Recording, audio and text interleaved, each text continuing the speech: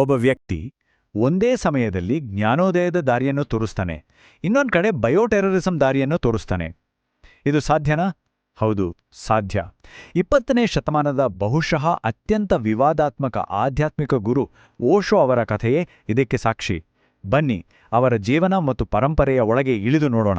ಹಾಗಾದ್ರೆ ನಿಜಕ್ಕೂ ಈ ಓಶೋ ಯಾರು? ಒಬ್ಬ ಗುರುನ, ದೇವ್ರು ಅಂತಾನೆ ಕರಿಬೇಕಾ, ಅಥವಾ ಒಬ್ಬ ಚಾಣಾಕ್ಷ ವಂಚಕನ? ನೋಡಿ, ಈ ಪ್ರಶ್ನೆನೇ ಅವರ ಇಡೀ ಜೀವನದ ಕೇಂದ್ರ. ಬನ್ನಿ, ಅವರ ಕಥೆಯ ಒಂದೊಂದೇ ಪದರ ಬಿಚ್ಚಿ ನೋಡ್ತಾ ಸತ್ಯ ಏನು ಅಂತ ಹುಡುಕೋಣ. ಒಮ್ಮೆ ಯಾರೋ ಕೇಳ್ತಾರೆ, ನಿಮ್ಮ 10 ಆಜ್ಞೆಗಳು ಯಾವುವು ಅಂತ. ಅದಕ್ಕೆ ಓಶೋ ಹೇಳಿದ್ದು, ಅವೆಲ್ಲ ಸುಮ್ಮನೆ ತಮಾಷೆಗೆ ಅಂತ. ಆದರೂ ಅವರು ಕೊಟ್ಟ ಒಂದು ಆಜ್ಞೆ ಹೀಗಿತ್ತು: ಜೀವನವೇ ದೇವರು, ಬೇರೆ ದೇವರಿಲ್ಲ. ಅಬ್ಬಾ, ಈ ಒಂದೇ ಒಂದು ವಾಕ್ಯದಲ್ಲಿ ಅವರ ಇಡೀ ಬಂಡಾಯದ ಮನೋಭಾವ ಕಾಣಿಸುತ್ತೆ ಅಲ್ವಾ? ಹಳೆ ಧರ್ಮ, ನಿಯಮ ಎಲ್ಲವನ್ನು ಪಕ್ಕಕ್ಕಿಟ್ಟು ಜೀವನವನ್ನ ಪೂರ್ತಿಯಾಗಿ ಅನುಭವಿಸೋದೇ ನಿಜವಾದ ಆಧ್ಯಾತ್ಮ ಅನ್ನೋದು ಅವರ ವಾದವಾಗಿತ್ತು. ಇದು ಅವರ ವಿಭಿನ್ನ ದಾರಿಯ ಮೊದಲ ಹೆಜ್ಜೆ ಅಂತಾನೆ ಹೇಳ್ಬೋದು. ಸೊ ಓಶೋ ಕಥೆಯ ಅತಿ ದೊಡ್ಡ ವಿರೋಧಾಭಾಸ ಅಂದ್ರೆ ಇದೇ ನೋಡಿ. ಒಂದು ಕಡೆ ನೋಡಿದ್ರೆ ಧ್ಯಾನ, ಪ್ರೀತಿ, ಸ್ವಾತಂತ್ರ್ಯ ಹೀಗೆಲ್ಲ ದೊಡ್ಡ ದೊಡ್ಡ ಮಾತುಗಳು. ಆದರೆ ಇನ್ನೊಂದು ಕಡೆ ನೋಡಿದ್ರೆ ಭಯೋತ್ಪಾದನೆ, 93 ರೋಲ್ಸ್ ರಾಯ್ಸ್ ಕಾರುಗಳು, ಫೋನ್ ಕದ್ದಾಲಿಕೆ, ಹೀಗೆ ಗಂಭೀರ ಆರೋಪಗಳ ದೊಡ್ಡ ಪಟ್ಟಿ.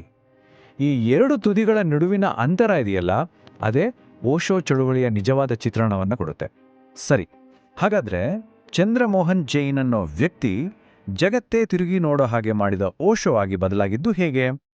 ಬನ್ನಿ, ಅವರ ಆರಂಭಿಕ ಜೀವನ ಮತ್ತೆ ಅವರ ಫಿಲಾಸಫಿಯ ಮೂಲವನ್ನ ಸ್ವಲ್ಪ ನೋಡೋಣ. ಚಂದ್ರಮೋಹನ್ ಜೈನ್ ಮೂಲತಃ ಒಬ್ಬ ಫಿಲಾಸಫಿ ಪ್ರೊಫೆಸರ್. ಅವರು ಗುರು ಆಗೋಕ್ಕೂ ಮುಂಚೆನೇ ದೊಡ್ಡ ಬಂಡಾಯಗಾರ. ಗಾಂಧಿ, ಸಮಾಜವಾದ ಎಲ್ಲವನ್ನೂ ಕಟುವಾಗಿ ಟೀಕಿಸ್ತಾ ಇಡೀ ಭಾರತ ಸುತ್ತಾಡಿದ್ರು. ಅವರ ಮಾತುಗಳು ಎಷ್ಟು ಹರಿತವಾಗಿದ್ವು ಅಂದ್ರೆ ಸಾಂಪ್ರದಾಯಿಕ ಧರ್ಮಗಳನ್ನ ನೇರ ಪ್ರಶ್ನೆ ಮಾಡ್ತಿದ್ರು. ಇದರಿಂದ ಏನಾಯ್ತು? ಅವರಿಗೆ ಫಾಲೋವರ್ಸ್ ಕೂಡ ಸೃಷ್ಟಿಯಾದ್ರು, ವಿರೋಧಿಗಳು ಕೂಡ ಹುಟ್ಕೊಂಡ್ರು. ಇದೇ ಓಶೋ ಅನ್ನೋ ವ್ಯಕ್ತಿಯ ಉದಯಕ್ಕೆ ವೇದಿಕೆಯಾಯಿತು. ಓಶೋ ಅವರ ಬೋಧನೆಗಳ ಮುಖ್ಯ ಉದ್ದೇಶ ಏನು ಗೊತ್ತಾ? ನಮ್ಮ ತಲೆ ಒಳಗಡೆ ಇರುವ ನಿರಂತರ ಗದ್ದಲವನ್ನ ನಿಲ್ಲಿಸೋದು. ಸದಾ ಏನಾದ್ರೂ ಒಂದು ಯೋಚನೆ, ಗೊಂದಲ, ಈ ಮಾನಸಿಕ ಗದ್ದಲ ಇದೆಯಲ್ಲ, ನಮ್ಮ ನೆಮ್ಮದಿಗೆ ಅತಿ ದೊಡ್ಡ ಶತ್ರು ಅಂತಿದ್ರು ಅವರು. ಹಾಗಾದ್ರೆ ಈ ಗೊಂದಲದಿಂದ ಹೊರಗೆ ಬರೋದು ಹೇಗೆ? ಇದಕ್ಕೆ ಓಶೋ ಕೊಟ್ಟ ಸೊಲ್ಯೂಷನ್ ಸಾಕ್ಷಿಭಾವದ ಧ್ಯಾನ. ಅಂದ್ರೆ ನಿಮ್ಮ ತಲೆಯಲ್ಲಿ ಬರೋ ಯೋಚನೆಗಳೇ ನೀವಲ್ಲ, ನೀವು ಅವುಗಳನ್ನ ಸುಮ್ಮನೆ ನೋಡ್ತಾ ಕೂತಿರೋ ಒಬ್ಬ ಸಾಕ್ಷಿ ಅಷ್ಟೇ.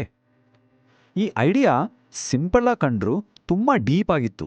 ಅದಕ್ಕೆ ವೆಸ್ಟರ್ನ್ ವರ್ಲ್ಡ್ನಿಂದ ಬಂದಿದ್ದ ಅದೆಷ್ಟೋ ಜನರಿಗೆ ಇದು ಒಳಗಿನ ಶಾಂತಿಯನ್ನ ಹುಡುಕೋಕೆ ಒಂದು ದಾರಿ ಅನ್ನಿಸ್ತು. ಹಾಗಾಗಿ ಅವರೆಲ್ಲ ಓಶೋ ಕಡೆಗೆ ಆಕರ್ಷಿತರಾದ್ರು. ಇನ್ನು ಓಶೋರ ಬೋಧನೆಗಳಲ್ಲಿ ಬಹುಶಃ ಅತಿ ಹೆಚ್ಚು ವಿವಾದ ಸೃಷ್ಟಿಸಿದ್ದು ಅಂದ್ರೆ ಅದು ಸೆಕ್ಸ್ ಬಗ್ಗೆ ಇದ್ದ ಅವರ ನಿಲುವು. ಬೇರೆಲ್ಲ ಧರ್ಮಗಳು ಲೈಂಗಿಕತೆಯನ್ನ ಹತ್ತಿಕ್ಬೇಕು, ಅದು ಕೆಟ್ಟದ್ದು ಅಂತ ಹೇಳಿದ್ರೆ, ಓಶೋ ಮಾತ್ರ ಅದೊಂದು ದೈವಿಕ ಶಕ್ತಿ, ಅದನ್ನು ದಮನ ಮಾಡಬಾರ್ದು, ಬದಲಿಗೆ ಆಚರಿಸಬೇಕು ಅಂತ ಹೇಳಿದ್ರು.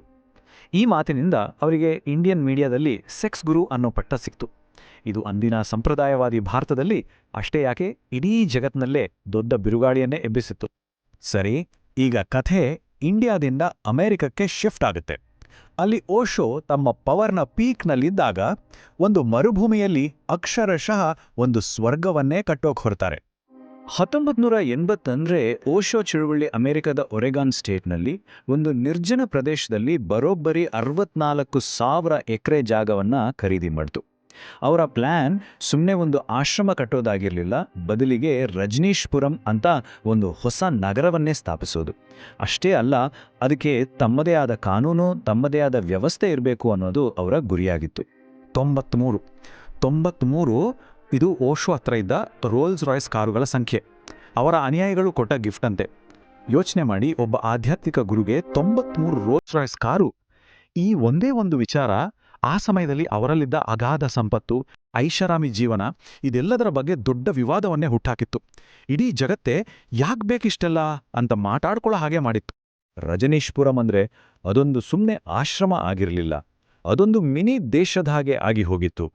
ಸ್ವಂತ ಏರ್ಪೋರ್ಟ್, ಶಾಪಿಂಗ್ ಮಾಲ್ಗಳು, ರೆಸ್ಟೋರೆಂಟ್ಗಳು, ಅಷ್ಟೇ ಯಾಕೆ ಶಸ್ತ್ರಸಜ್ಜಿತ ಪೊಲೀಸ್ ಪಡೆ ಕೂಡ ಇತ್ತು.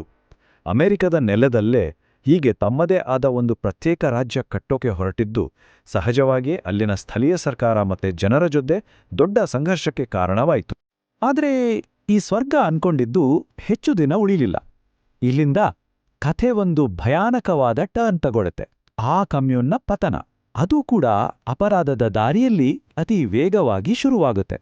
ನೋಡಿ, ಕೇವಲ ಒಂದೇ ಒಂದು ವರ್ಷದಲ್ಲಿ ಈ ಸ್ವರ್ಗ ಅಕ್ಷರಶಃ ನರಕವಾಡಿ ಬದಲಾಯಿತು. 1984ರಲ್ಲಿ ಬಯೋಟೆರರಿಸಂ ಅಟ್ಯಾಕ್ನಿಂದ ಶುರುವಾದ ಪತನ, ಓಶೋ ಅವರ ಬಲಗೈ ಬಂಡೆಯಾಗಿದ್ದ ಮಾ ಆನಂದ್ ಶೀಲಾ ದೇಶ ಬಿಟ್ಟು ಓಡಿ ಹೋಗಿದ್ದು, ಆಮೇಲೆ ಓಶೋ ಅವರೇ ಅರೆಸ್ಟ್ ಆಗಿದ್ದು, ಕೊನೆಗೆ ಅಮೆರಿಕದಿಂದ ಗಡೀಪಾರುವಾಗಿದ್ದು, ಹೀಗೆ ಕೆಲವೇ ತಿಂಗಳುಗಳಲ್ಲಿ ಇಡೀ ಸಾಮ್ರಾಜ್ಯನೇ ಕುಸಿದು ಬಿತ್ತು. ಇದು ಮಾಮೂಲಿ ಘಟನೆ ಅಲ್ಲ, ಇದು ಅಮೆರಿಕದ ಇತಿಹಾಸದಲ್ಲೇ ನಡೆದ ಅತಿದೊಡ್ಡ ಬಯೋಟೆರರಿಸಂ ಅಟ್ಯಾಕ್. ಯಾಕೆ ಮಾಡಿದ್ರು ಗೊತ್ತಾ? ಸ್ಥಳೀಯ ಚುನಾವಣೆಯಲ್ಲಿ ಗೆಲ್ಲೋಕೆ.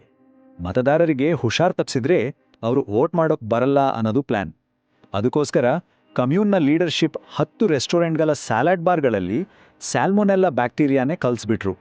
ಪರಿಣಾಮ 750ಕ್ಕೂ ಹೆಚ್ಚು ಜನ ಅಸ್ವಸ್ಥರಾದರು. ಪ್ರೀತಿ, ಧ್ಯಾನ ಅಂತ ಮಾತಾಡಿದವರ ಆದರ್ಶಗಳು ಎಲ್ಲಿಗೆ ಬಂದು ನಿಂತು ನೋಡಿ. ಸರಿ, ರಜನೀಶ್ಪುರಂ ಕಥೆ ಮುಗೀತು. ಹಾಗಾದ್ರೆ ಆಮೇಲೇನಾಯ್ತು? ಓಶೋ ಅವರ ಪ್ರಭಾವ ಇವತ್ತಿಗೂ ಇದೆಯಾ?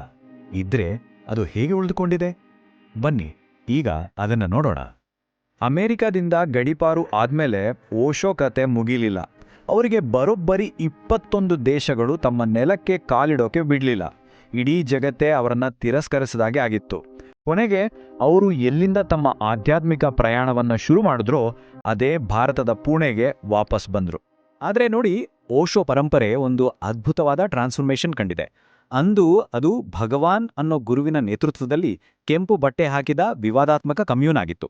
ಆದರೆ ಇಂದು ಅದು ಓಶೋ ಅನ್ನೋ ಒಂದು ಗ್ಲೋಬಲ್ ವೆಲ್ನೆಸ್ ಬ್ರ್ಯಾಂಡ್ ಆಗಿ ಬದಲಾಗಿದೆ. BMW-ನಂತಹ ದೊಡ್ಡ ದೊಡ್ಡ ಕಂಪನಿಗಳಿಗೆ ಸ್ಟ್ರೆಸ್ ಮ್ಯಾನೇಜ್ಮೆಂಟ್ ವರ್ಕ್ಶಾಪ್ಗಳನ್ನು ನಡೆಸೋ ಮೂಲಕ ಅವರ ಬೋಧನೆಗಳು ಈಗ ಮೇನ್ ಸ್ಟ್ರೀಮ್ಗೆ ಬಂದಿವೆ. ಹಾಗಾದರೆ ಕೊನೆಗೆ ನಾವು ಓಶೋ ಬಗ್ಗೆ ಏನು ಹೇಳಬೇಕು? ಅವರೊಬ್ಬ ದೋಷಗಳಿದ್ರು, ಅವರ ಸಂದೇಶ ಅವರನ್ನು ಮೀರಿ ನಿಲ್ಲುವಂಥದ್ದ? ಅಥವಾ ಅಧಿಕಾರ ಸಿಕ್ಕಾಗ ಒಬ್ಬ ವ್ಯಕ್ತಿ ಹೇಗೆ ಭ್ರಷ್ಟನಾಗಬಹುದು ಅನ್ನೋದಕ್ಕೆ ಅವರ ಜೀವನ ಒಂದು ಎಚ್ಚರಿಕೆಯ ಪಾಠನ? ಈ ಪ್ರಶ್ನೆಗೆ ಸುಲಭವಾದ ಉತ್ತರ ಇಲ್ಲ. ಬಹುಶಃ ಈ ಗೊಂದಲವೇ ಓಶೋ ಕಥೆಯನ್ನ ಇವತ್ತಿಗೂ ಜೀವಂತವಾಗಿಟ್ಟಿರೋದು.